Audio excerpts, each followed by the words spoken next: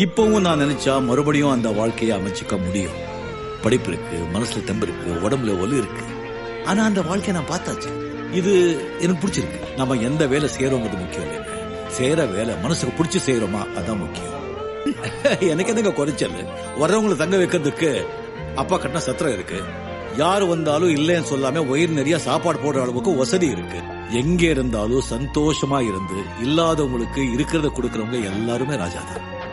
இத பாருங்க, இங்க சந்தோஷம் இருந்தா எங்க போனாலும் சந்தோஷம் தான். உன் வாழ்க்கை அவ்வளவுதான் இந்த உலகம் உங்ககிட்ட சொல்லும் போது உன் வாழ்க்கை உன் கையில தான் உங்க அறிவு சொல்றது உங்களுக்கு கேட்கலையா?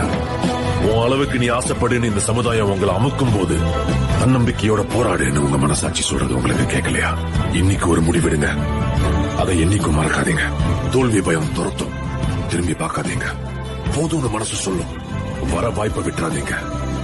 தேடினாதான் கிடைக்கும், தட்டினாதான் திறக்கும். உங்க பயத்தை பார்த்து தைரியமா ஒன்னே ஒண்ணு சொல்லுங்க,